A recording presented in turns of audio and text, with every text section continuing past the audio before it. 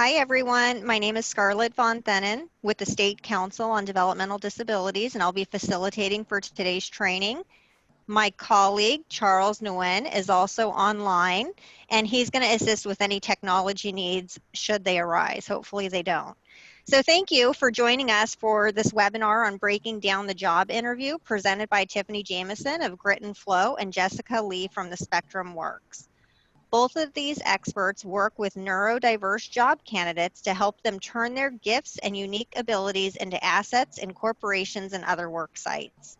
Due to the large number of people participating in this webinar and to minimize background noise, we will keep you muted throughout the training. However, we encourage you to please use the chat feature in this platform to provide any thoughts, comments, or ask questions. And at the end of the presentation, Nicole from Grit and Flow will consolidate the questions and present them to Jessica and Tiffany at the end. If time permits, we will also unmute everyone to ask additional questions not captured in the chat feature. Following this training, there will be a survey poll at the end of the presentation. It's very important for all of us that you complete this survey so that we can improve and also provide you content you want. So thank you for joining today's webinar. And with that, I'll turn it over to Jessica and Tiffany. Hi, everybody. Thank you so much for coming. Today, we're going to break down the most common interview questions. And the research study that this presentation is based on is for individuals who are neurodiverse or neurodivergent. And so we will be talking a little bit more towards that audience. So hopefully it'll be helpful. Go ahead, Jess. So once again, my name is Tiffany Jamison. I'm the managing partner of Grit and Flow. I'm located in Orange County, and I am also a mother of a son with autism and a daughter with ADHD.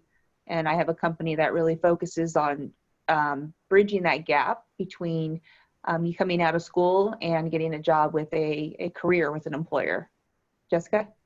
Thanks, Tiffany. My name is Jessica Lee, and I'm Executive Director and co-founder of the Spectrum Works. We're based in Los Angeles, and we also partner with companies to build inclusive hiring strategies and programs for the neurodiverse community, and also help to prepare and match neurodiverse job candidates to work opportunities. And before we get started, Tiffany and I did want to mention that, you know, we know in the neurodiverse community that there can be different preferences in terms of person first or identity first language. Tiff and I use kind of a combination of both. You'll hear us saying autistic, you'll also hear us saying persons or people with autism or neurodiverse. And so we just wanted to call that out because we know every person has their own preference. And so Tiffany and I will try to kind of interchange, but that is the language that we use together. All right. And then before we get started, I failed to mention everyone that this presentation is being recorded, so please be mindful of that. Thank you. That was more for Jessica and I, so we're mindful of that. Yes, thank you. All right, well, let's dive in. You guys ready? Let's go. All right, so first, when you go looking for a job, the job description is your best friend. So what is the job description? Well, if you go online to, Indeed.com or your, job developer, job coach brings you a job, there's always a description, and this is kind of like the legal document that says what they're hiring you for. So part of the job description is going to have a job title. It should have a brief summary of what the job is.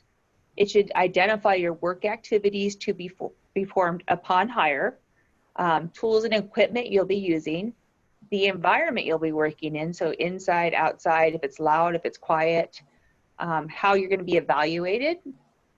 It's going to really want to identify the knowledge, the skills, abilities, and other characteristics, which some people call KSAOs, such as interest and personality and training that are required to do that job well. So what you always want to do when you're trying to apply for a job is you need to understand how the job description is written, and you need to understand what's going to be expected of you in that job. And then you want to prepare to go after that job knowing this information. So this is kind of your ammo. So on the next slide, we're going to talk about how you use this job description. So there are keywords in a job description, and these keywords are what the search engines are looking for in resumes. So when you submit a resume online, there's not somebody manually going through them many times.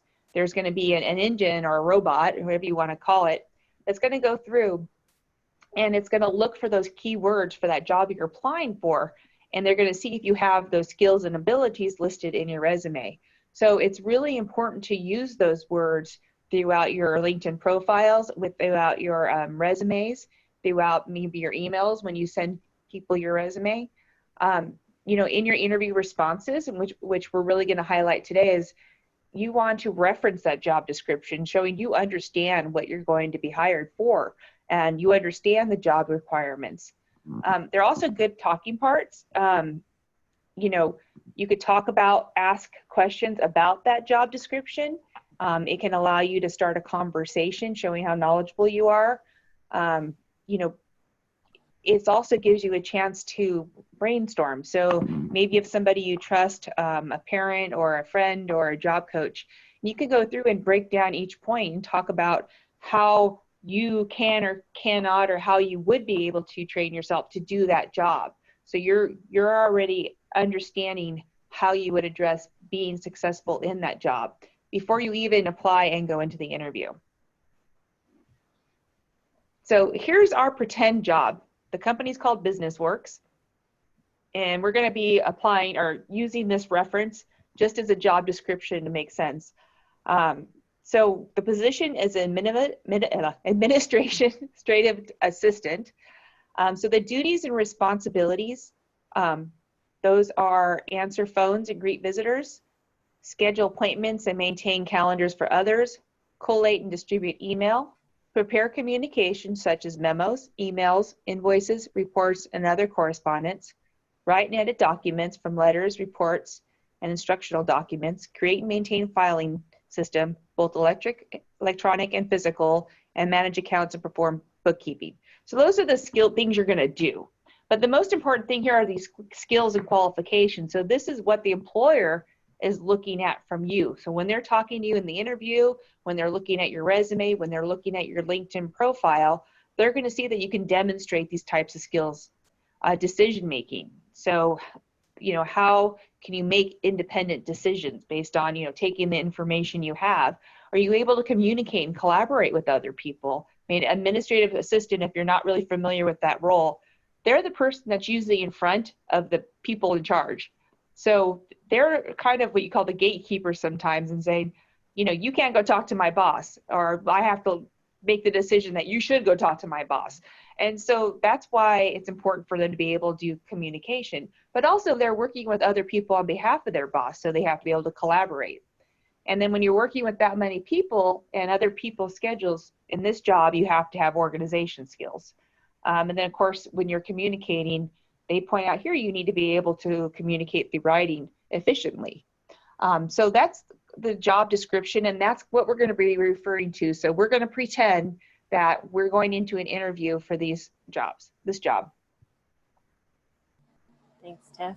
So one of the general comments that we have and tips that we want to share is to self-advocate for yourself. I know that accommodations is a question that does come up often with the candidates that we work with. And we like to frame it as thinking about, you know, how do you do your best work? And there's different learning styles that we have as well. It could be visual learning. I learn better by listening. I learn better by doing. But really thinking about and considering this question of how do you do your best work? And in the interview, there may be times in which you want to advocate for yourself and say, you know, I work best when whatever that is. Or maybe if you have trouble with eye contact sometimes, or you might take longer to answer questions in an interview, that being able to say that sometimes actually shows your own confidence and your own self-awareness. being able to recognize that, you know, I have eye contact issues sometimes. And, you know, in the beginning of the interview, when you first start talking to whoever's interviewing with you, you can say that. You can say, you know, sometimes I have trouble making eye contact, so you might see me, you know, looking off to the side. I just wanted to let you know that it's just some sensitivities that I have sometimes. Being able to say that up front really shows that you know yourself and that you're confident. And we really want, you know, you to step into that, into who you are confidently. And that's the place in which we enter into how we talk about the interview process as well. So we really think this is the, you know, the foundation as you get into the mindset to step into interviews and to look for jobs. And you're also adding to the mindset of the people you're talking with. So, you know, if you've already stated maybe a difficulty with eye contact when you're processing, they're not going to jump to conclusions that you're rude. They're not going to jump to conclusions, whatever it may be. They'll have a more open mind and pay attention to actually what you're saying, Yeah. instead of thinking this person's not making eye contact with me. So you're Yeah. really removing a lot of barriers to get to the core of why you're there for that interview. Yeah, I think that's really important and a good point, Tiff, because you're right. If you don't kind of acknowledge that up front, people will just be thinking the whole time about, like, he's not making eye contact with me, or she isn't looking at me, and not listening to what you're saying. I'm saying it again because I think it's such an important part. So moving into the first question that's always asked, and you know, we are going through the 8 most common interview questions and how you might frame approaching these answers and what are they really asking you. So for all 8 questions, you'll see a similar format where we share the question that's usually asked, and then what are they really asking for, and then the do's and don'ts and an example of how to answer this question. So the first is, tell me about yourself. And this is a very vague question, but what they're really asking is, can you tell me about your background? And especially how does that fit in to this job or company? So how do you answer this? One is to mention your past or your current education that might be related to the job role. Also mentioning sometimes if you've had volunteer experiences or worked in a similar job or have skill sets that are similar to this job, this is a good time to share that.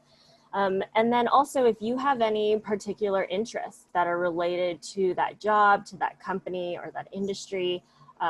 You know, we meet a lot of people who really like gaming and they might be applying for a design role in a gaming company. And in that case, it is appropriate to share that you have a really big interest in this company and the games of that industry. But if you are applying to this administrative assistant role, this is not the place that you would want to mention that because it's not directly related to the job. And so this is where you really get to tell the story of yourself. So what we want to make sure to say is that you do not tell, you know, the story of your life and any information that's not related to the job.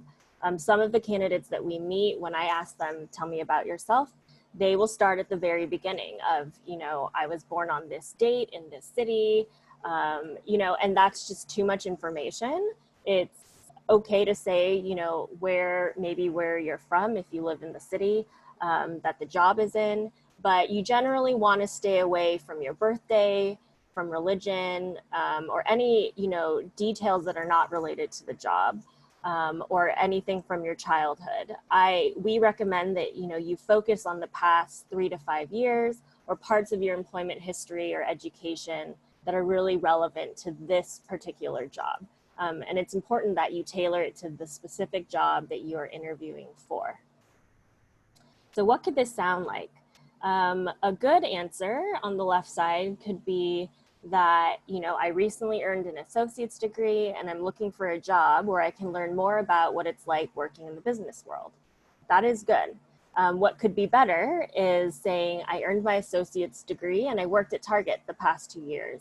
I really enjoyed the customer service aspect of my job, and I was even team member of the month 2 times. But I'm really looking forward to expanding my skills and working in a business environment. So here you're showing that you have skill sets, you've worked with customers, you've worked with people, and you have skill sets that are relevant to the job, and you're acknowledging that this is a new environment. So getting specific into how you are the best candidate for this specific job is really where you want to share here in the tell me about yourself question. Now, this is another tricky question is, why would you like to work here? And so basically what they're asking, and what are your reasons for wanting to work here? So we kind of are going to go through what you need to think about before you go into this interview. So you need to be prepared to talk about at least one reason why you want to work for the company.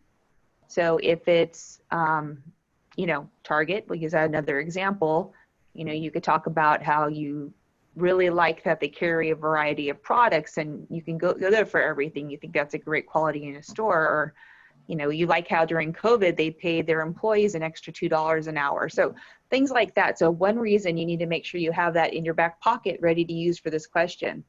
Another thing is, why do you want to work here as well? How can you benefit that company?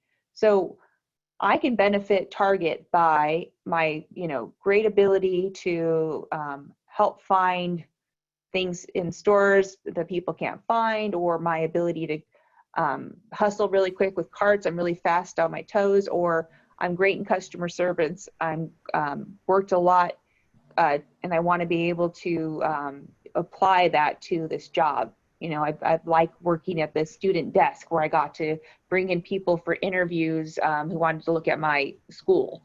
So kind of get that. And you can also talk about what you hope to gain out of the experience. I want to work here because I know that I would interact with a lot of different people, and it would really be a good building block for me as I move into my career that I want to do eventually. And you could talk about what industry interests you. Why does that industry interest you? Look, I've been talking all day, guys. So why does that industry interest you? Why would you want to work there? So if you're applying to, a administrative assistant, so they're saying, why do you want to come here? Well, you know what? This company works in clothing manufacturing, and it really interests me to learn more about this industry. So by, starting out in a position like administrative assistant, I feel like I can learn a lot more about this industry.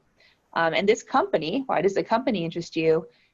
Has a great reputation online for being, using fabrics that are friendly for the environment and being an inclusive employer, whatever that may be. Express you're open to learning and you enjoy learning. So people want to know that you have a mindset that is open and that you're not, coming in and I know these skills and this is what's going on.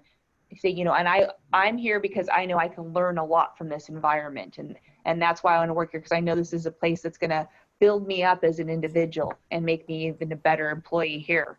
But really, the most important thing I think when you go into these is think about what they want from you. What would you want from them if you were asking the same question? So try to do a little role reversal as you prepare for these interviews.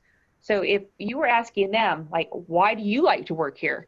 What would you want them to say? And how would that impact you the way they said it? So that's pretty important. So we always try to talk about, why would you work here, not to include statements like, well, because I heard you guys are paying $18 an hour and have benefits. So, I really need the money.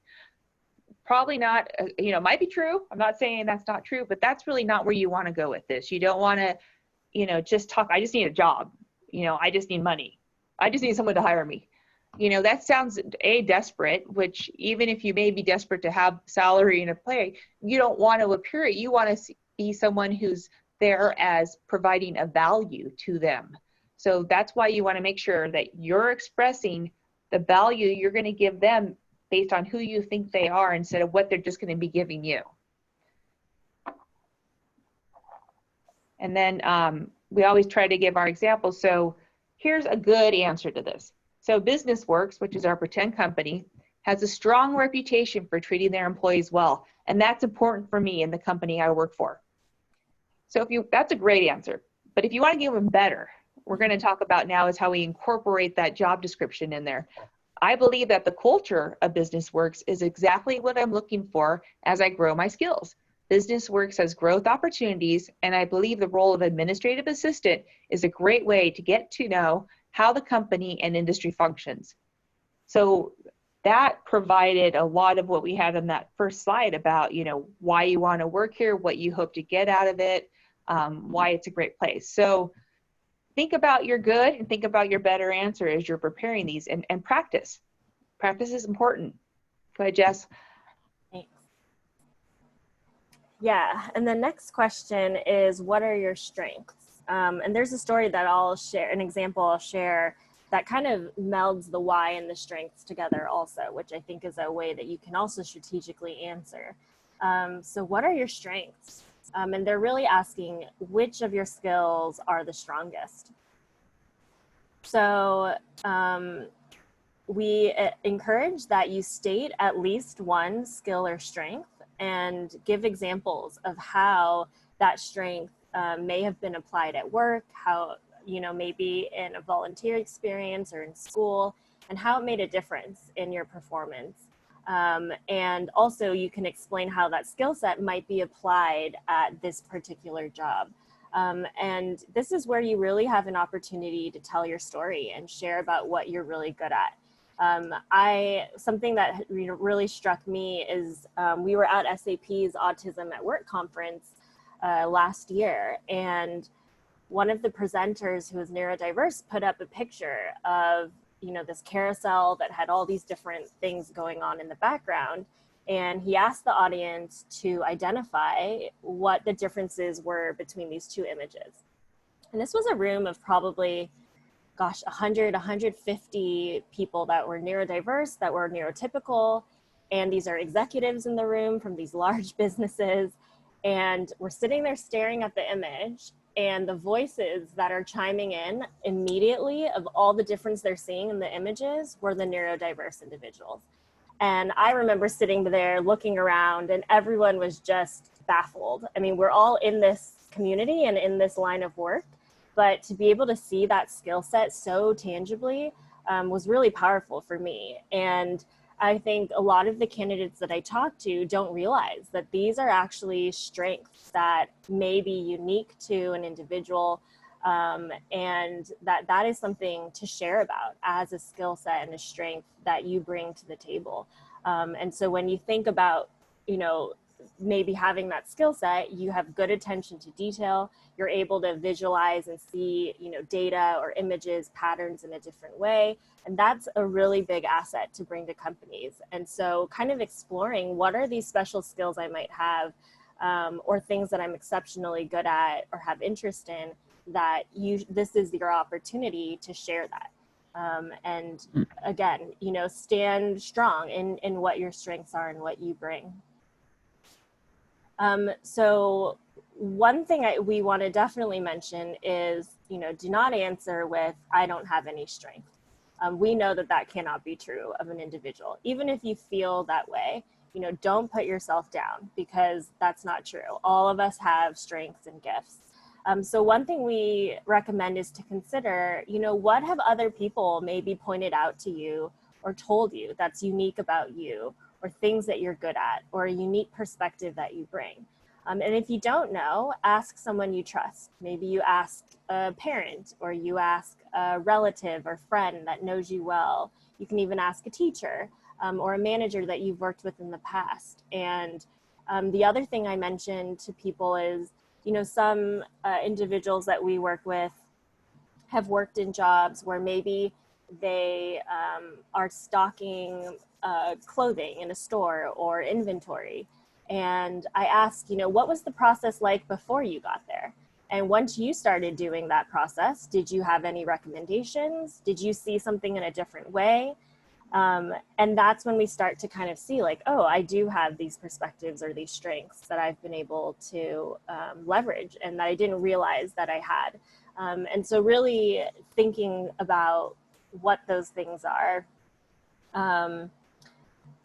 Also do not include any statements about personal strengths that are not related to employment. So maybe you're really good at that video game and you could be like one of the top 10 players, but it's not the time to mention that in an interview. So really think about strengths that translate into value, as Tiffany said, and that are in the professional setting. Again, be confident in your skill sets and be strong yet humble. And I know that's contradictory sometimes, but share that you have an open mind to learning new things. You know what your strengths are, but you're also open to learning. And we all like to be around people who are open to new ideas and new perspectives. And so stating that, as Tiff had said in the beginning, is important, and a skill set and strength as well. So what could this sound like for the administrative assistant job? Good is that I'm naming exactly the skills that I'm good at. I have strong organizational skills and I'm good at writing and communication. This is really good because you've identified and clearly said what the skill sets are.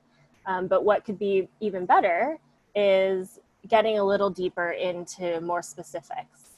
What's on the left of good is more general, but better is my strengths are paying attention to details, proofreading my work, and organizing, large amounts of information.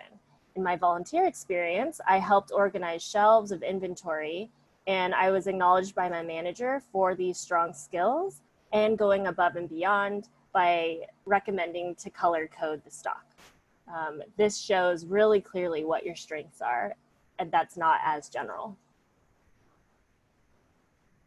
So of course, if they ask, what are your strengths, they're going to ask, what are your weaknesses? So basically they're asking, what skills do you need improvement on? So this is tricky. And I think everybody feels it's kind of a trick question. So we're going to talk about this in some detail. So one, state of weakness. We all have a weakness, but we need to think about, once again, in the work context when we talk about weaknesses. So, we don't want to talk maybe about your stomach weakness for dairy. That's not a weakness you want to talk about. Or, you can't lift that 20-pound weight because your arm's weak. And, you don't need to put yourself into a box either by diagnosing it's a weak. Someone just said, I'm on the autism spectrum. That's not a weakness. So you can say things like, for me, my weakness is I get super focused and I can't walk away from my computer sometimes. Like, that's a weakness. It doesn't allow me to be well-rounded. So, give an example of how you will or how you already are improving on this weakness listed. I am by having reminders for myself to get up and walk around. So, I realized that I get stuck. So I put reminders in my phone to get up and walk around, every hour or something. So it allows me to have a clearer head and kind of come back to reality. And then you talk about how this job can help improve these areas. So as administrative assistant, I can get up and walk around and have to talk with other people, and that will allow me to learn to switch tasks better. So I think this is going to be a great job for me to help improve my over focusing on things, because I'll have to be thinking about more things. So remember, the weaknesses that would impact your performance at work. If it has anything to do with things outside of work, it does not apply in the interview. Okay. This is maybe a good opportunity too, where you can kind of self-advocate for what those accommodations are that you might need. Mm-hmm. If you say, like, this is my weakness, but this is how I maybe focus better, or like the example you used, Tiffany, of I focus for so long that I don't, walk away and take breaks when I need to. But what I do to address that is, I have a timer on my phone or an alarm that reminds me, take a break for 10 minutes. So that's a good way to also pair it. That's right. So we're going to talk about don't include. Well, we all talked about this a little bit, but weaknesses unrelated to job. But, pretty much I'm not bad at anything. I'm good. I'm perfect. And we call that the overconfidence. And I love this graphic we found. You know, this is going to end in a disaster and you have no one to blame but yourself. You know, you're setting yourself up for success, telling them, or it's for failure by telling them you're perfect, because no one is. But you don't want to say like, I'm strong and I have no weaknesses. You really need to be able to, once again, be humble and be honest, but once again, make sure it applies to the job, and that you have a plan to make it better. That's the important part. So you don't want to tell them like, I'm really bad at filing, or, you know, I'm really bad at filing things because it's kind of hard on my fingers, and not have any kind of way you're going to move towards a solution to make that better. So you can say, you know, I'm really hard for me to do this, but I've realized that if I bring a little towel with me with a little water, it's easier for me maybe to do that. So I'm trying to figure out some strategies to make it easier for me to file the papers I need to. And that's one I'm trying right now. You know, if you have any suggestions, I'd love to hear them. And then you're actually asking them for their input, and people love to be asked for their input. So it's a good thing. So hopefully you understand that you need to be comfortable with what you're not great at, but you also need to think about how you can get better at that and be able to communicate that. So once again, this is the practice, practice, practice. So let's see. Well, this is a little bit what mine is, but sometimes I get super focused on what I'm doing and I have trouble switching focus. So, you know, if you're in a job sometimes and you're working on one project and your boss says, hey, I need you to focus over here, a lot of times it's hard to change that mindset, you know, to go switch from talking about subject A to doing subject B. And that's hard. It's hard for a lot of people. So, you know, let's talk about that. So a better answer of just saying I have trouble switching focus is I can get super focused on my task, and that makes it hard sometimes for me to switch tasks. But I'm working on this by getting up from my desk and getting a drink of water to help my mind switch to the new task easier. So that means when your boss says, hey, I know you're working on that, but I need you to work on here, you're saying, okay, I'm just going to get a drink of water and I'll start on that. You get up, you can walk away, get that mind reestablished, and then come back and go ahead and start on the new task. So something like that, you've learned to, you know, switch your mindset. And this is a weakness, but then you're also showing how you're trying to make it better. Great. And this is a somewhat of a related question too of, you know, how do you handle pressure and stress on the job? And oftentimes you'll get these behavioral questions of, tell me about a time when you had to handle stress, a stressful situation. So make sure that when you're answering this question that you do state, similarly to the last question, how you plan to handle pressure and stress, or how you've done so in a previous job or in school. You know, maybe when you had to manage multiple workloads, conflicting priorities. These are some of the examples you can use of when you had to handle pressure and stress. And I think it's important here to state too that you are comfortable going to a supervisor or a coworker for advice if you do find yourself in a stressful situation.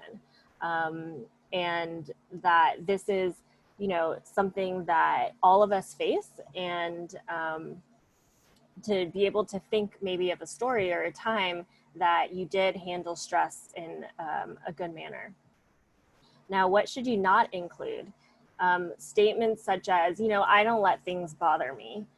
We know that we all get annoyed at different things now, especially since most, you know, we're all at home or mostly all at home, that there can be distractions a lot. And we do get stressed and irritated at times, and it's okay, it's human.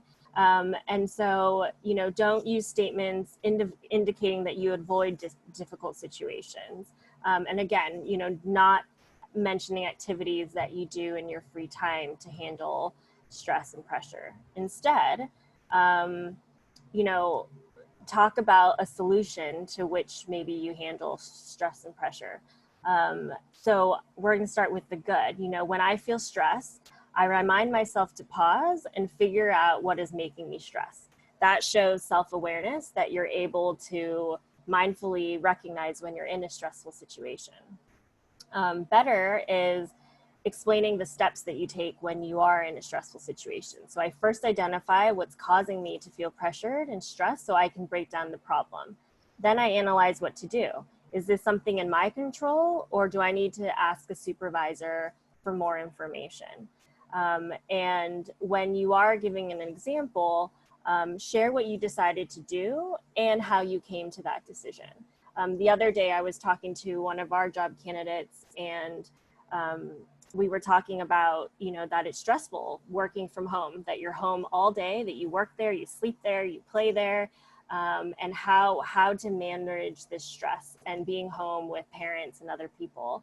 And so I think even now it's appropriate to share that, you know, what are the coping mechanisms that you're taking while you're at home, in school, or in work? And I recommend thinking about the mechanisms that you might use in an office space also.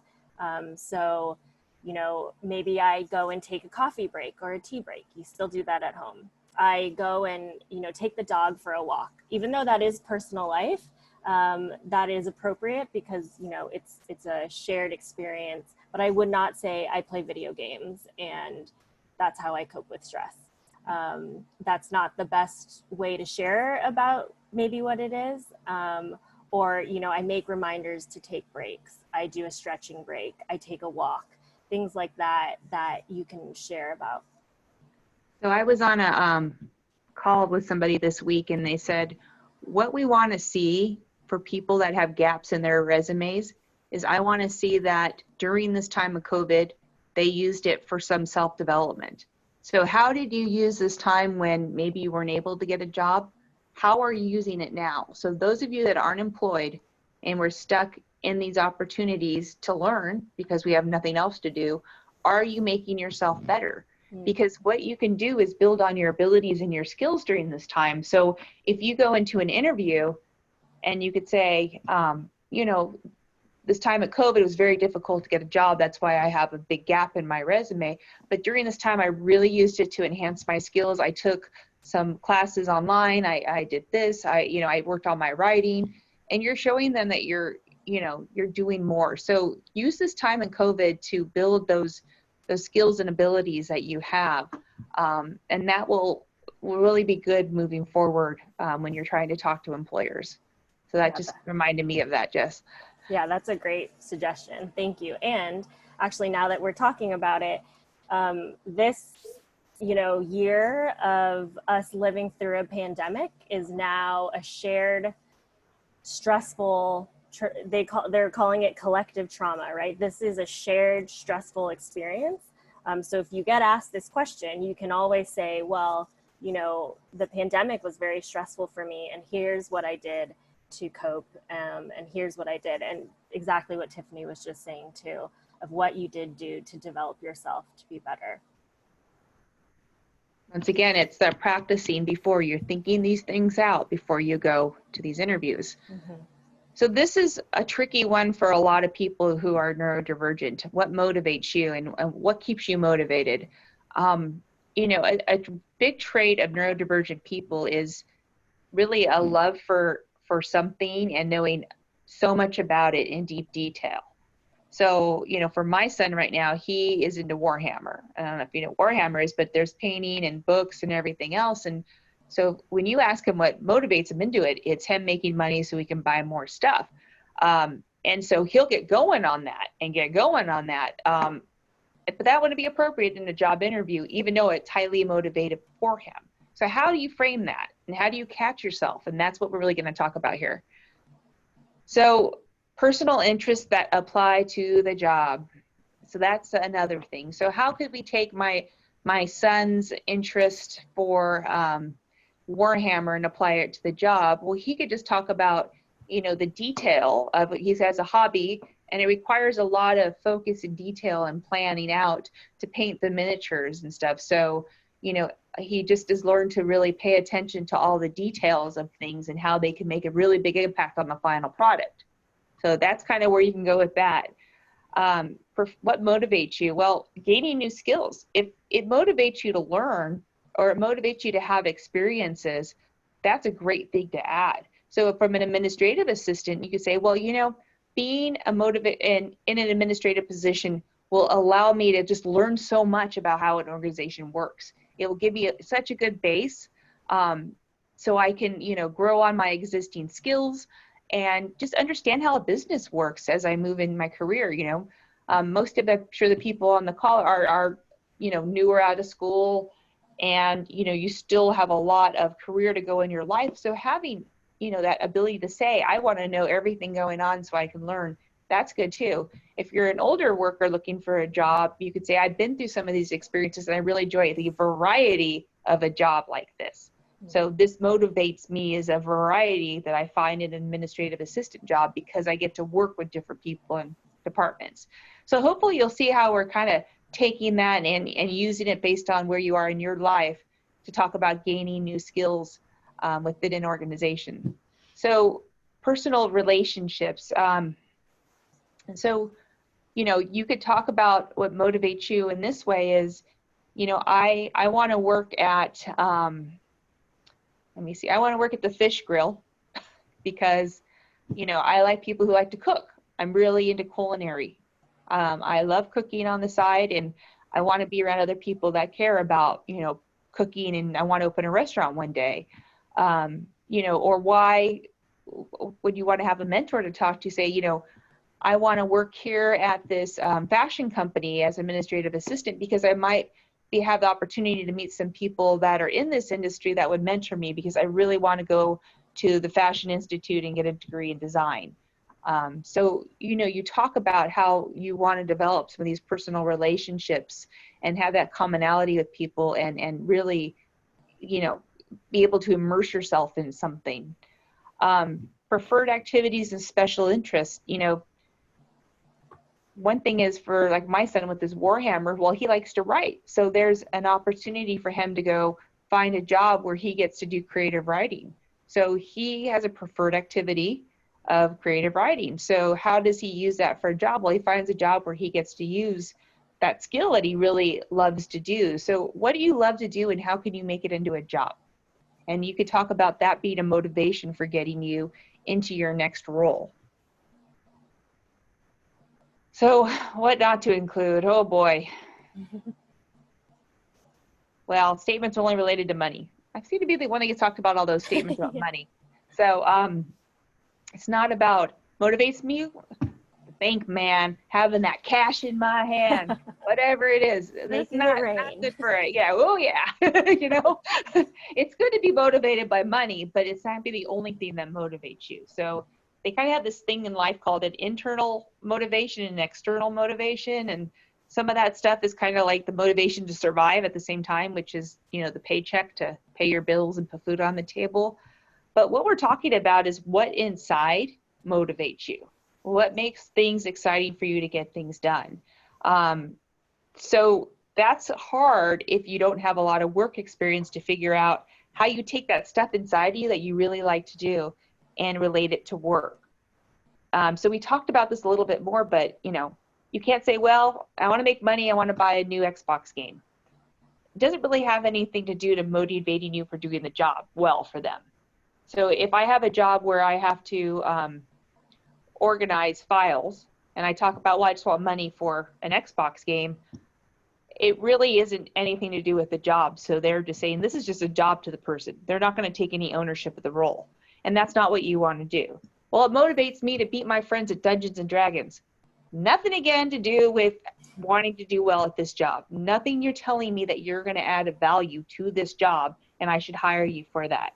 Or I like to have more Instagram likes.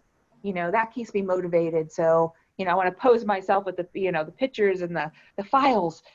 I mean, it's not adding value to the business. So these aren't things. Don't get stuck. And getting stuck is hard to do for some of us. We find something we love, and if we see a spark of interest in the other person, and man, I love my son, but if he sees a spark of interest when he's talking about Warhammer with you, he will pull out his phone and show you every example on his phone of a guy he's painted, which, 1, 2 examples may be appropriate in a fun setting. 20 to 30, not so appropriate. Well, in this situation, it's even more important not to get stuck. So if you start talking about a motivation, then it kind of leads you into those hot topics that you're really passionate about. You need to figure out some way and practice to make yourself pay attention to the interviewer's body and their expressions. And this is a learned skill. So for many of us, it's not something we just know automatically to pick up on these skills. So when you think motivates me, you need to have that plan in your mind about how you're going to talk about this, because we don't want to get stuck into that topic. And we know that reading language is difficult, body language that is. So we need to make sure we have a way to have a beginning, a middle, and an end to talking about what motivates us. So a beginning, a middle, an end, and be done with it. And then wait for follow-up questions. But you have to do that because it's just too easy to get stuck on a tangent. Okay. So how do we answer this? Okay. I like the feeling of accomplishment. It's like when I play my favorite video game, knowing I can work towards a new level motivates me to try harder. So here we're still using an interest of video games because I'm sure that might come up. But we're talking about how it's just that accomplishment and then wanting more accomplishment, which is a very appropriate example. You know, a better thing is, and what we do here with this arrow is we're pointing back again to this job description that we showed at the beginning for this administrative assistant job. And it says having the opportunities to use my decision making, which is on the job description, and organization skills, which is on the job description, motivates. I like the feeling of accomplishment. So here I am now, I'm making my answer beginning, middle, end, but I'm pulling in the job description to make it really fit this job and how I'm motivated. So hopefully that will give you guys kind of a way to start that beginning, middle, end. And if you use that job description to figure out how you could play in what your motivation is into that, it will just help you kind of align that so you don't get stuck and you keep going on about a topic. Great. Thanks, Tiff. So the next question is, how do you work in a team? And this is asking, you know, how well do you work with others? So what should we talk about here? You do want to state that you do work well with others and that you enjoy working in teams, if that's true. I know for some individuals, they prefer to work alone, but in most jobs, you still have to interact with somebody. Whether, you know, you'll have a supervisor or manager that you have to communicate and correspond with at the very least. And so even if you do prefer working individually, you do want to consider that in every job you're working with at least one other person, and that is technically a team. And so you don't want to say that you do not like working in teams or working with people, because you will be working with somebody. And so how do we talk about it? You can, you know, also share about how you think teamwork is beneficial and share some examples. But let's look at first, you know, I think I just said this of, you know, I do not work well with others. And this is particularly important if the job description says that you know, it's a requirement to work in teams.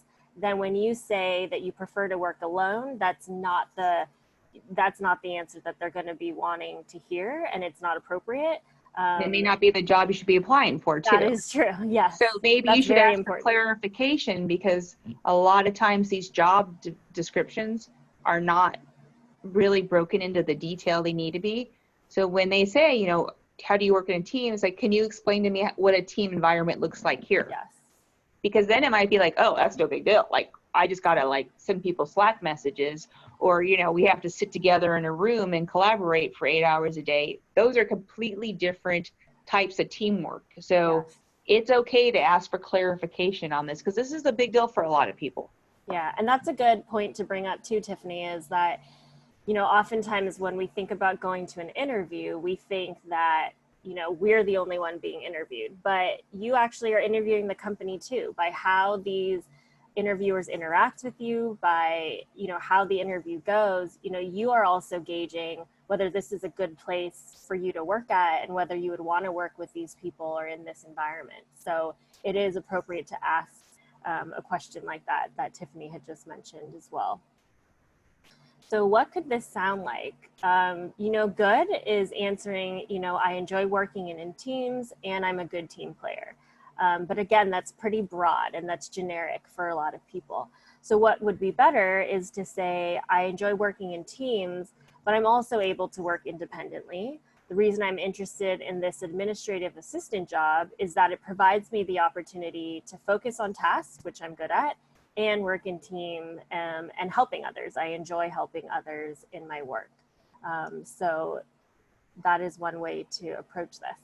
And I really like, okay, we did this, but I like this answer a lot because it really gets the best of both worlds. I like it because I can sit down and focus on a task, but then I'm also still working around people. And I find that a lot of the neurodivergent community, they do like working with people, but it's not that constant being with people or having to interact.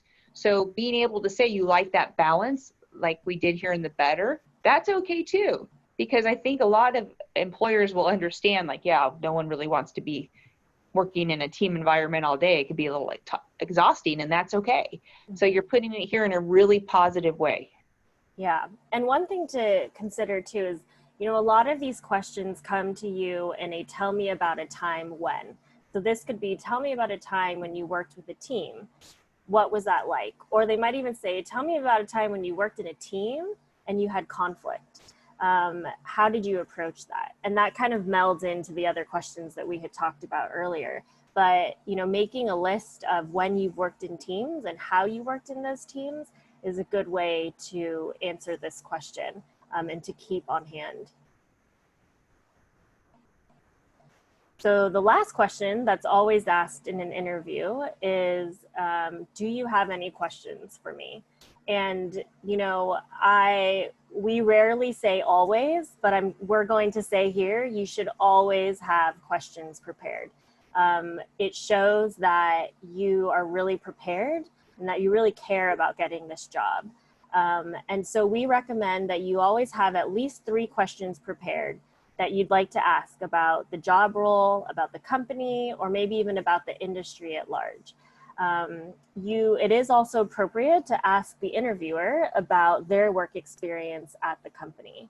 And there are some instances where maybe you run out of time and you're not able to ask questions, but don't panic and know that there is always an opportunity to ask questions before you accept a job.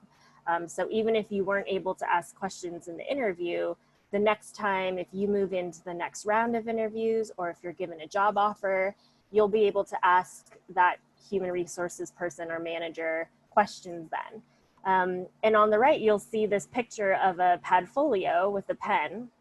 And, we really recommend that you have a Padfolio or a folder that you bring with you to an interview if it's in person. And you can actually have the 3 questions written down on that pad of paper so that when you come to this question, you can open it up and ask it. And that shows that you've really prepared and thought about this job. And just to, clarify here, so the answer about a job is the specific role. The company, researching and reading up on the company website, that's a good time to ask questions that maybe piqued your interest. So for example, let's say this company, the employees do a lot of volunteer work. You can ask, I noticed on the website that the company does a lot of volunteer work. How are there projects that you've been on? How does the company support that?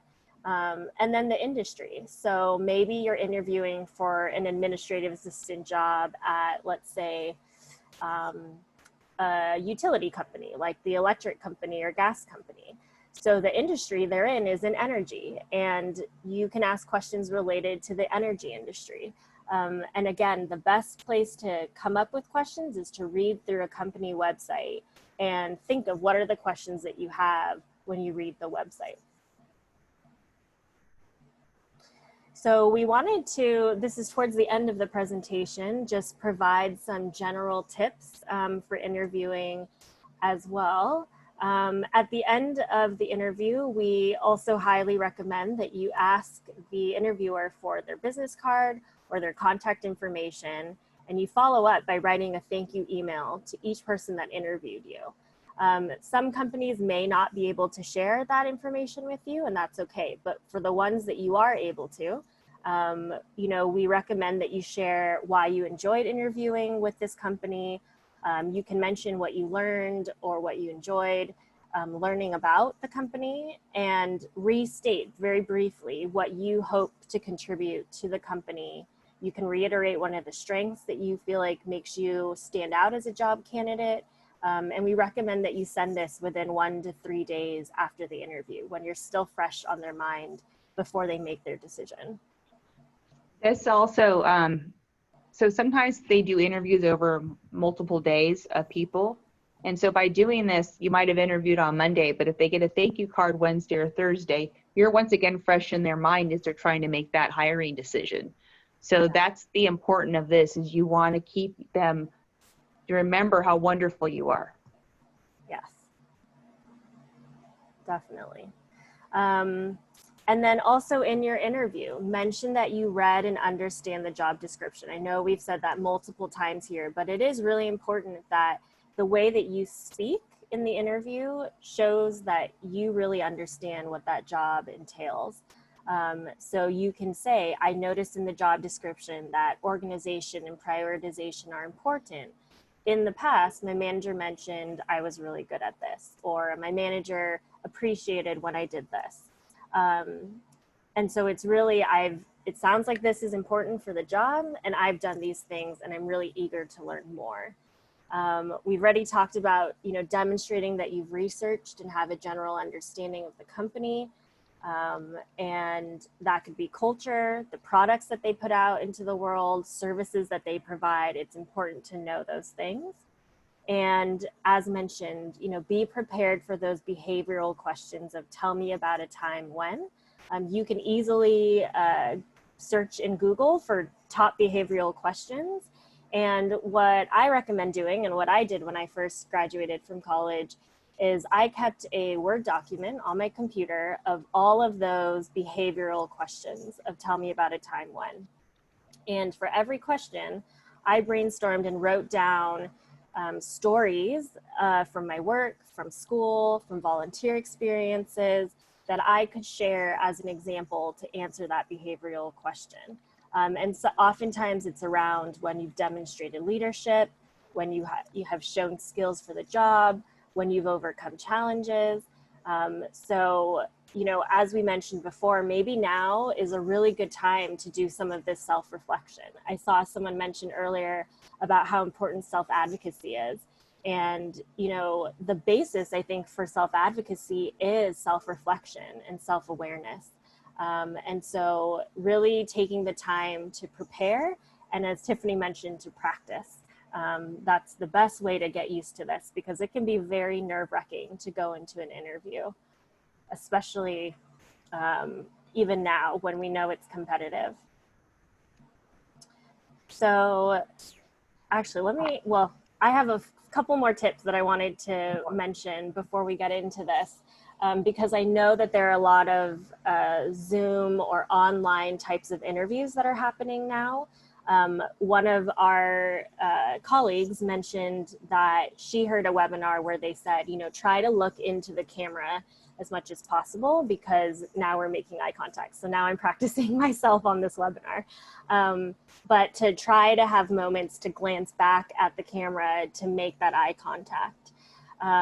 Also for, there's multiple online platforms that may be used for interviews. It could be Zoom, it could be Microsoft Teams. There's several others, GoToMeeting, etc. Make sure you have that software downloaded, or you've created an account for that particular platform. And most sites have an ability to do a practice Zoom meeting. So you make sure the technology is working on your computer before you sit for that interview. And of course, always dress to be the same as you would for an interview on a video call as well. Even the bottom, in case you have to stand up. Yes, that's a very good point. Even the bottom. Yes. Also, when you're on Zoom, I've learned a lot working with a really big, diverse group of people. is it's okay to say, can you please put captions on, closed captions on? Most of the Teams does, Zoom does a lot of time now. If that's easier for you to process by reading it, if it's easier for you to communicate through chat, it's okay to communicate, to let people know that too. It really goes again to that self-advocacy, and you need to be able to learn to use it on these platforms we have now. So I've been in teams with nonverbal people, and their voice is through chat, and that's how they get attention. So if we don't include them in the chat conversation, then they're not being included in the meeting. And so that's really losing out on the whole perspective. So remember to tell them what you need, and works best for you to be an active participant in the meeting. So should I go on to Thanks. Yeah.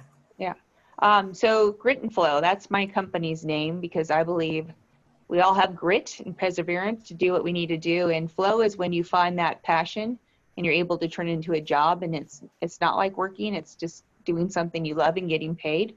And that's really what we focus on for the world. So we do free workshops like this one. We also have some other ones we've done. LinkedIn training has been really good about setting up setting up your LinkedIn profile and doing strengths-based. So we can always do that for the state council also. We are a provider of job developer training. We just were awarded a grant by the California group here. So we'll be putting on job developer training. Yeah, that's going to work on how to really bridge that gap from getting people out of the school into careers in that various areas. We do a lot of corporate education, that businesses know how they can work with a neurodivergent crowd, what they can do to hire, to source their talent. And then we just really are general business consultants, where we can go in and help businesses be more inclusive, so that they're able to, be there to support employees throughout their entire organization, to give them what they need to work their best for them.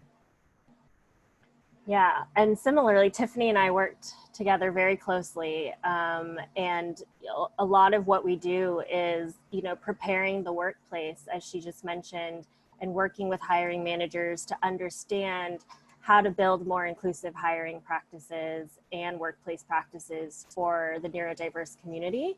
Our vision is that neurodiversity becomes a part of the diversity, equity, and inclusion conversation, just the same as race and gender, that disability and neurodiversity is equally represented and prioritized in companies.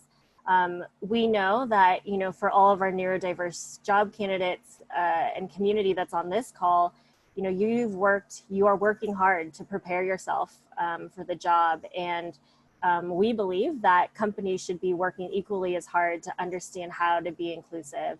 And we're seeing a greater desire for this. And I think, a lot of companies don't mean to not be inclusive. They're just not aware. They're not educated. And so Tiffany and I, we go out into businesses to share about neurodiversity and to help increase this education and awareness. And our organization also, when we find a job opportunity, we work with partners. I think several are on the call today here too, where there's a lot of organizations that have employment readiness programs, and we help to match job candidates to job opportunities.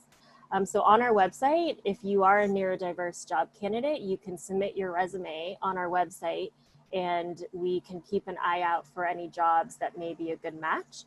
The only thing I do want to mention right now is that we are still in our startup phase. So we normally want to be providing readiness and coaching to every individual. We're not able to provide that expansive service currently, but it is in the works that we hope to be able to provide in a fuller capacity next year. So that's who we are, and you can contact us anytime if you have questions or want to follow up. Thank you so much, Jessica and Tiffany. This is fantastic. Thank you for sharing the information, really just helping to break down the job interview process. It was really phenomenal information, and I love all the dialogue and that was happening inside the chat feature. And before I unmute folks, I'm going to turn it over to Nicole first from Grit and Flow, and she's going to ask the presenters any kind of questions that came up in the chat feature. And then after that, I'll unmute everybody to share additional thoughts, comments, and questions. Nicole? All right. So we had a lot of great questions come in. I'll just go in order from which they were received. Some questions that were received in advance are, what are your thoughts on disclosure of a person's disability? Yeah. I think Go ahead. we have similar approaches to it. Well, one, it's a comfort thing. Definitely a personal issue. Not issue, but some people aren't comfortable, some people are. You need to decide how you want to go about it. I believe that disclosure is good, but I also believe that it's even more important that you communicate how you will work and you need to work best. So for example, if you go in and just say, I'm autistic, that we all know that doesn't really mean anything because it can mean so many things. Mm-hmm. So if you only say that, that's really not allowing anybody to know anything about you. So I believe more in saying things like, what we talked about earlier is, I work best when you give me my tasks written down, and then as you get into it, then you can, choose to disclose, well, I do have autism, but I'm still, I still work best when this happens. If you have something where you require accommodations or assistive technology, and then that you're going to have the company get for you, it's their right to get it for you. It's your right to ask for it. But when you do that, to be protected under the Americans with Disability Act, you do have to disclose. Mm-hmm. So until you disclose, you are not protected from with the ADA. So if you do something before you disclose that might be related to your behavior challenges with your autism, then at that point, if you haven't disclosed, that can go on your personal record. If you disclose the day after that happens, nothing happens backwards. So if there's a chance that, you may have challenges that will impact your working record and you might need some accommodations or understanding or different instructions, you need to advocate for yourself and get your ADA protection. And if you need to get accommodations, once again, unfortunately, the way the world works right now, you have to say, I fall under ADA, it's my right to get these accommodations. And at that point, the company, you kind of figure out what that is. You can always try and say, I need these accommodations without doing any disclosure.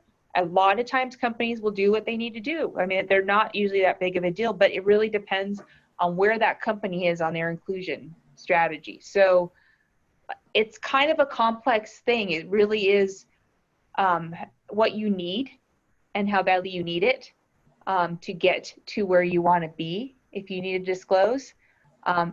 It's really, sometimes you end up just disclosing to your direct manager, and that's okay, or maybe just to human resources, and you want to keep it small. You don't need to wear a t-shirt that says, hey, I have XYZ or, this, but it's really being able to communicate with people how, any challenges you have, how you can manage those or how they can help you manage those with the way you do your routines. Mm-hmm.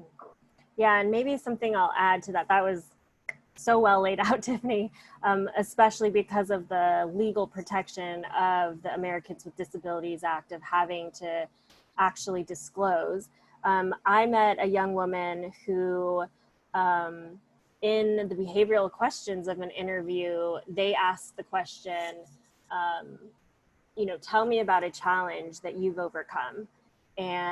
Or it could also sound like, what motivates you to keep going? But it was that question of, tell me about a challenge that you've overcome, that she decided that she was going to share about how, being diagnosed with autism when she was in her teenage years, that, her having to overcome all of the negative stigmas and perceptions that people had of autism, and knowing that she could get to where she wanted to be and to where she was today, that that was a challenge that she was really proud of, that she overcame.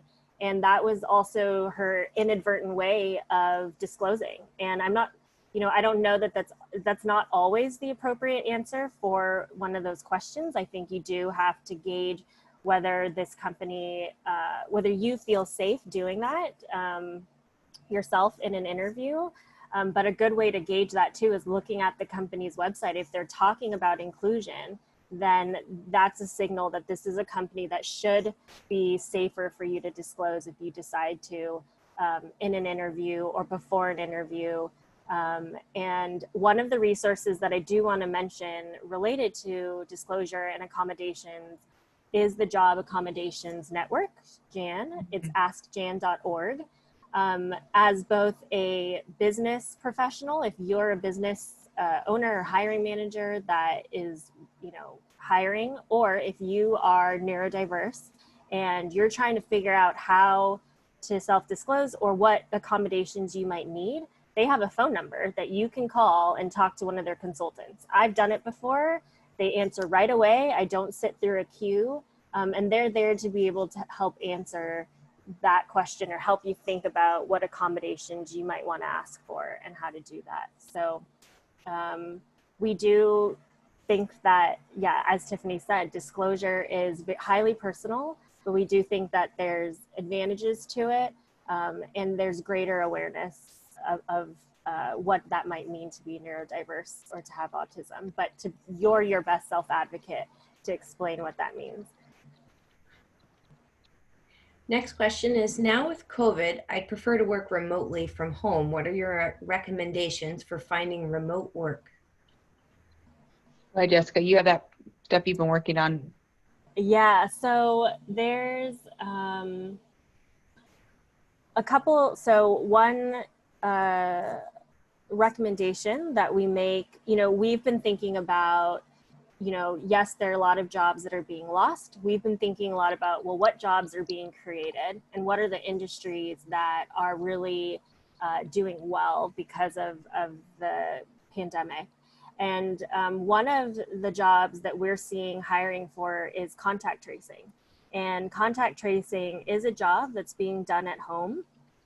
There's different roles in contact tracing. So some of it does involve, making phone calls and telling people they may have been in contact or close to somebody or at a location where somebody was infected. But there's also roles that are more on the data side of looking at the data, trying to parse through. And there's a company called Contrace, CONTRACE. They are kind of the national effort to collect resumes of people who might be interested in contact tracing jobs. I will be blunt, it's thousands of job applicants right now, but it's always helpful to put your resume in because you never know. And in California, it's more at the state level, in the county jobs. And that's how California has chosen to approach contact tracing. There's also temperature checker jobs that we're seeing a lot coming forth. That is not remote, though. I just realized the question was for remote work. But that is a job people are hiring for if you're open to going into work. There's also a lot of jobs, for example, LinkedIn and Google, they're not going back to the office. And a lot of people aren't going to be happy about that this isn't working for everybody. Some people, they're doing great, and this is a really good, thriving environment for them to work remotely. A lot of people aren't. So when it comes to time, people are going to be giving up jobs. If you're comfortable working remotely, you can promote that. But you need to be able to say that you're, able to regulate your time. And those are the types of things they're going to look for remote workers. So you need to think about that, what that means. But I think there's going to be opportunities opening up for people who do not want to stay remote as we move on.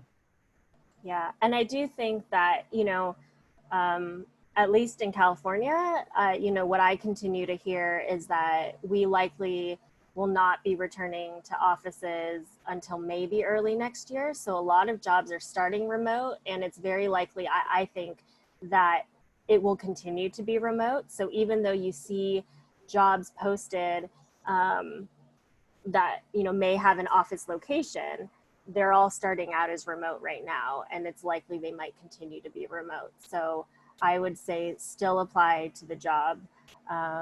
And there is an organization called Divergent, DAIVERGENT,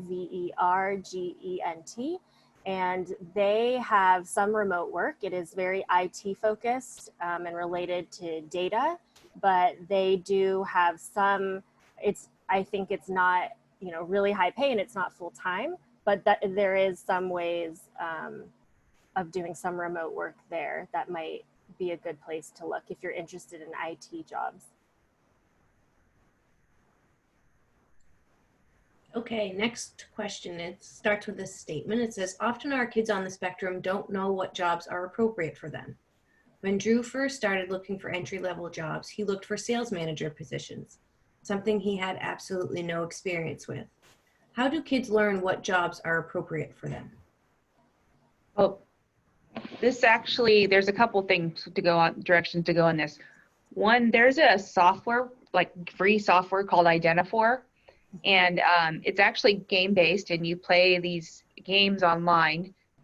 And they're pretty simple games, but you play for a while, and what they do is it unlocks a dashboard, and these games are actually testing a lot of your like executive functioning and things you're good at, spatial awareness, whatever it may be. And so that then opens up to something called the ONET database. So the ONET database is all the jobs, and it's broken down based on skills. And they are able to point you to jobs that you may not have thought of. For example, my one friend daughter said, I hate computers. You know, I can't program, do tech. Well, she ended up unlocking her dashboard and learning more that she was actually really good at organizing data, which she was able to translate into a database job. So now she's doing database stuff. So she didn't even think about applying for jobs like that.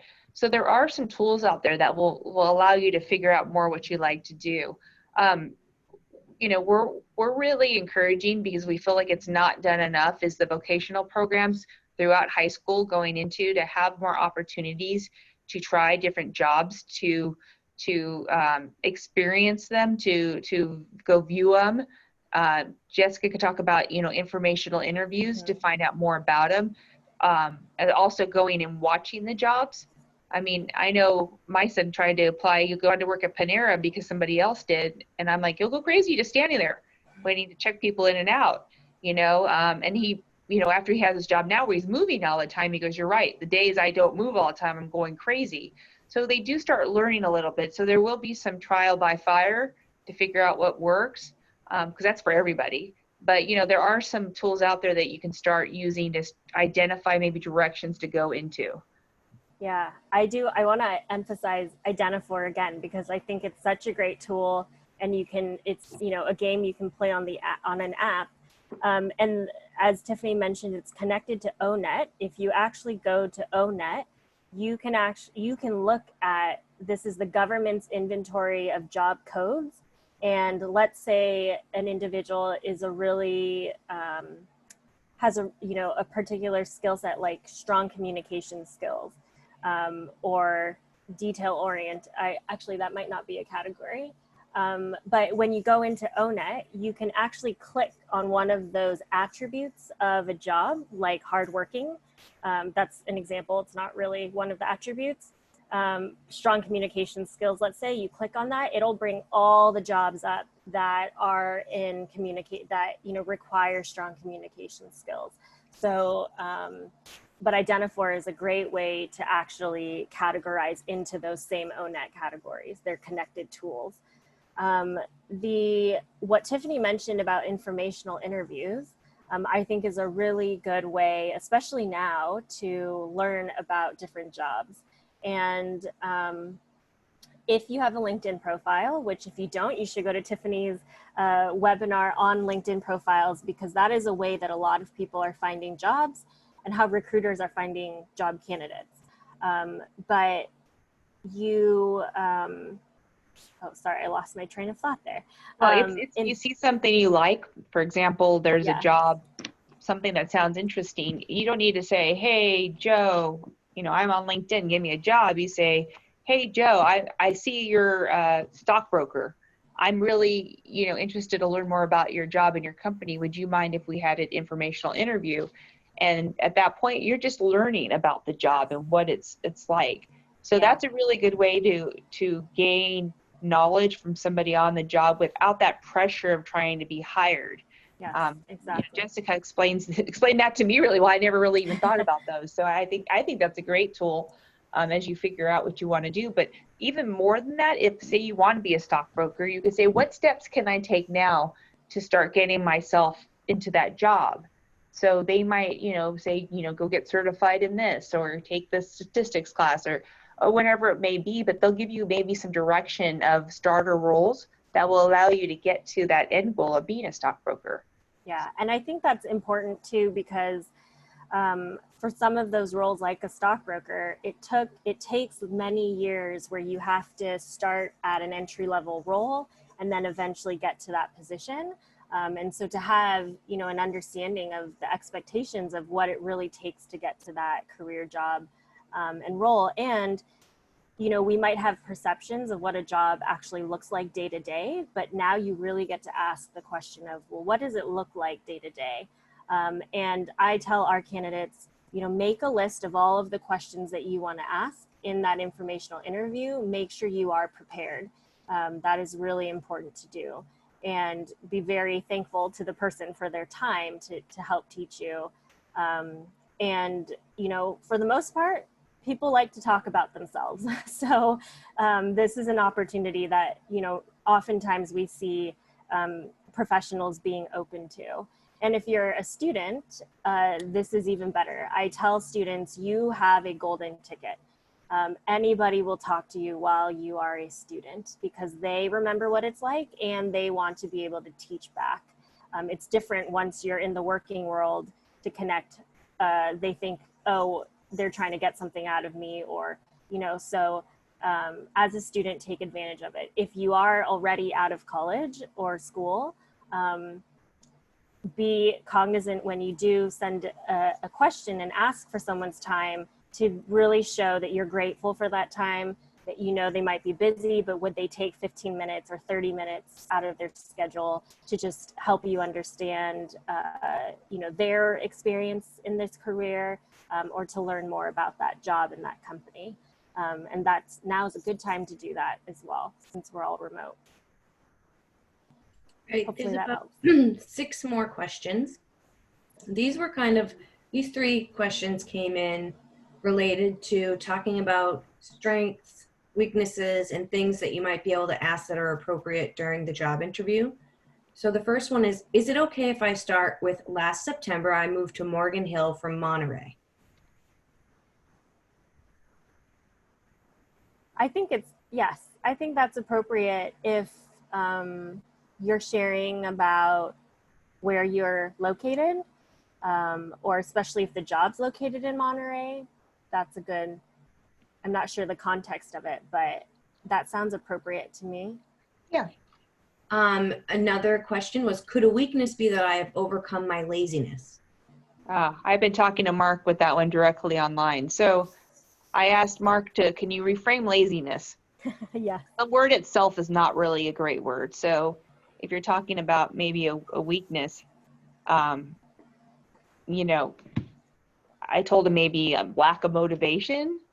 And so, how do you talk about how you're handling that? So I've been very unmotivated, especially during COVID-19. I'm very unmotivated because it's just kind of a downer time. So, I'm trying to make sure that I'm out, looking for jobs and applying and taking a LinkedIn skills class or watching a YouTube video on new skills at least once or twice a week to keep myself, motivated so I don't fall back into that, that laziness or whatever it is. So that's kind of how you have to reframe it. So just think of the words you choose too. But then Mark brought up another thing when we were chatting online. He says, I do an interview online right now for an office-based job. How can that be beneficial due to COVID-19? I mean, if he likes doing the filing and copying papers, he can't do that now.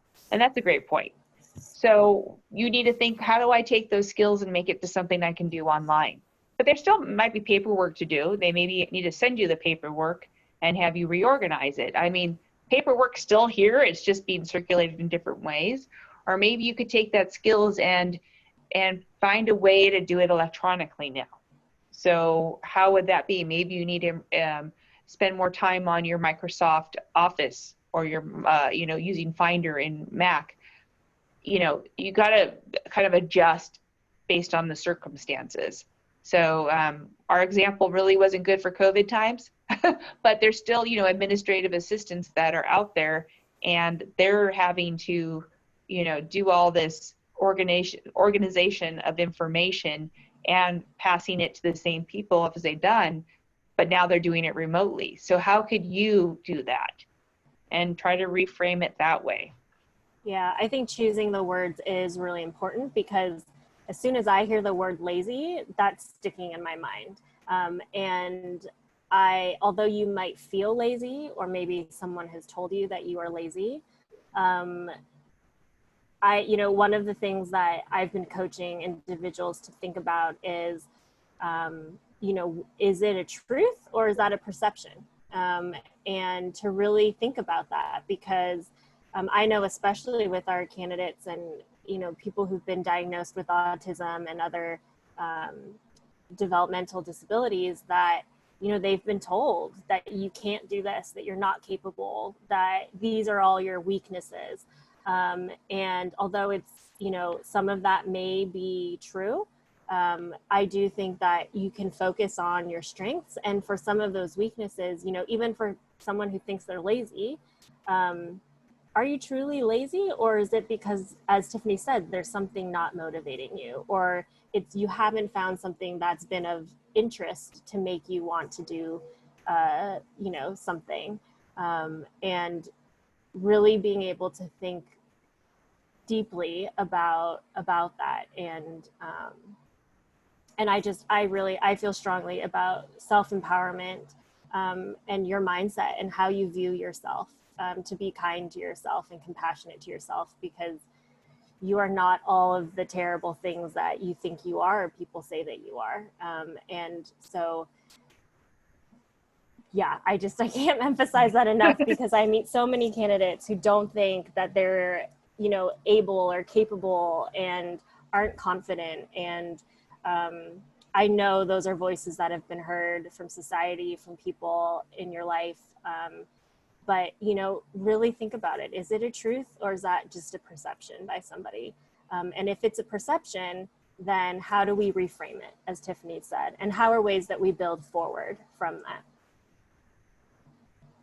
that? Tiffany and Jessica, this is Scarlett. We're down to our last couple of minutes, and I know there's still some burning questions, but I also did want to unmute participants for those individuals that might have a hard time typing through the chat feature.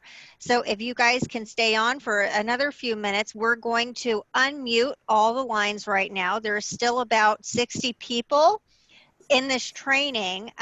So we're going to unmute everybody. You will need to manually unmute yourself again to speak. So please, right now is your time to unmute yourself and ask any questions that you have in the last remaining minutes. I see Atrim has him or her hand up. You want to go ahead and go first? I lost him. There we go. Well, this is Zach Rodenzel, and I'm just the question from Candice Beaudry. How will we be able to review this webinar in the future? I'm not sure where it's going. The webinar, Scarlett, do you know? Jessica? How will we be able to review it in the future? I have a question about Okay. this, Hold on, Ivy. Hold on just a second. I have a question, because I feel like my disability is I have lower back pain, and that I feel like I work in hotel management, and I'm unsure about some computer programs. So what would I do in that case? Okay, first we're going to answer the question about where the video is going to be. Are we going to put it on our sites, or what do you want to do, Jessica? Is it okay if I leave? Yes, Yes. definitely. Bye. Okay. Nice to, Bye. Thank Yeah. you. Tiffany? hold on real quick. We're going to answer these 2 questions. So, We will post it. Yeah, if we have access, we'll post it to our website. We're revamping it, so it might be a month or so. I could put it on mine tonight. Well, when Scarlett gives it to me, I could put it on. So you could check. Are we just here for the questions? Yes. If you don't want to have any questions, you are welcome to exit. We thank Because you I very know all much. about the interview process. Well, then you're set to go. Let's go get some jobs. Yeah. And Thank you. then the back problem. This is just a question. reminder of mine. I had an interview already not that long ago, but I didn't get the job. Well, keep trying. Never give up. I Okay, have a question. Candace, I hear you. I want to answer Ivy's question real quick. So, Ivy, you were saying that you work in hotel management, you have a back issue, and there's something about computer programs. I really didn't feel it. I didn't hear the whole thing to make it all make sense to me how you were asking. And then we'll get to Candace. Ivy?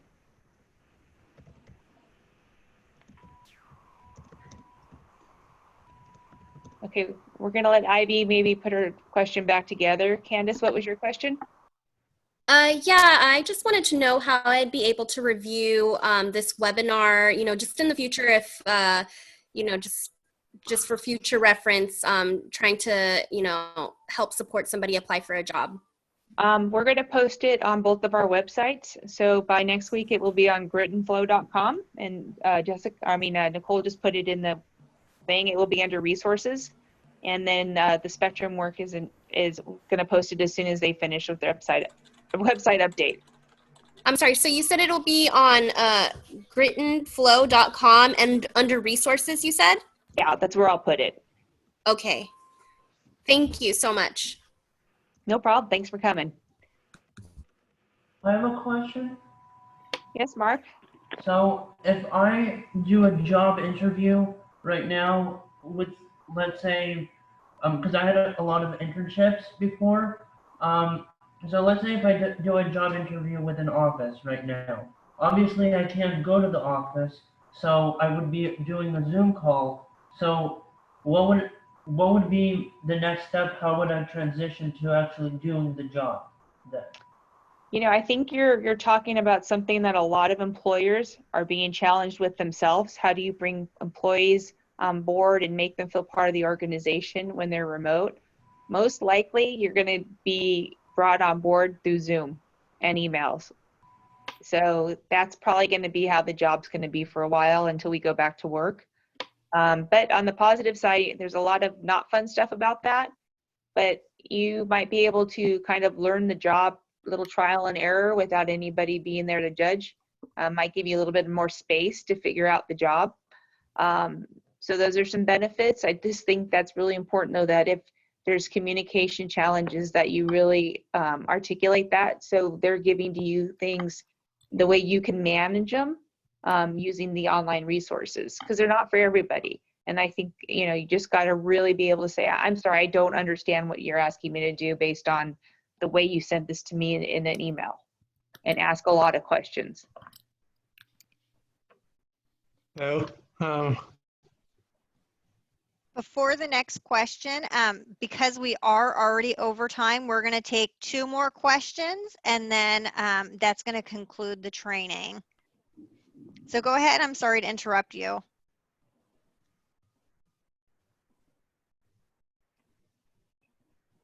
Last 2 questions. Any takers? Hello, my name is Jordan Stanton. Hi, Jordan. I have a question. I'm not going to work either because it's not safe to do so right now. I was just wondering if there was any in-home work that I can do right now, or DOR might have any, or any workplaces, or do I need to go through an interview process first online or something? I don't know the answer to those questions right now. I don't know who exactly is hiring for these types of jobs. I think Scarlett might be able to help you more out with that. Okay. Yeah, we could certainly follow up following this training. And we will have one more question to round it out. Is there any takers for the final question? I did see that Ivy wrote her question into Oh. the chat box. So Oh, she perfect. said, I have a disability since I have lower back pain and I want to work in a hotel. I do not know how to use specific computer programs that different companies use, and I want to know what I should do since those are my disabilities. So for the computer programs, so I think that might be a separate of, you know, if you need to learn computer programs, I would recommend searching for online resources to learn that computer program. I'm not sure if this is related to accessibility technology, or if perhaps the computer programs, yeah, that it's, yeah, I would, if it's a computer program like Excel or a certain system to use, I would try to look online to maybe learn those. There's a lot of YouTube. Yeah, and that should be part of your paid time to learn the tool that's required for your job to do. Yeah. A lot of times there's software programs for different industries, and they're gonna teach you hands-on. What you need to show is the desire to learn. Maybe have really good at like Microsoft Office, which is a standard skill, and it shows you know your way around a computer. If you have back challenges, you need to figure out what you need to do to manage those. So what do you need to ask for? Do you need a special chair? Do you need a standing desk? Whatever it may be, it's your really role to figure out what you're going to need in the workplace. So that's your time to start doing some maybe investigating at home. Like if I have a chair like this, I feel better. If I stand up, I feel better. If I sit up and down and I change throughout the day, I feel better. I mean, I don't know what your back problems are, but those are the kinds of things that you need to self-advocate for, because those things aren't really, to be honest, a big deal for a company to make modifications for. So it's just a matter of saying, well, you know, my back sometimes bothers me or something. So can I please have a opportunity to use a stand-up desk? Tiffany? Yes, Mark? I have one last question. So, I did, or it's a comment. So, I think it was 2 years ago, I applied for a job and I went to an interview at Trinity Financial Services, and it was something at the interview or something that I messed up on, that after the interview they said, we have a better job candidate, so we will not accept you. So then that was the ordeal, and then that was the end of the story. So do you think I should apply again? Can you apply for the same job again or not? Yeah, you of course can apply for the same job again, but next time if they're telling you that we found a different candidate, you say, what could I have done better? What are you looking for that I don't have so I can improve, so I can reapply for this job and get it? Those are great opportunities right there to learn, you know, what's going on. And if they say, I cannot tell you, you can ask, okay, can you help me understand what experience or skill sets do I need to be a better applicant next time?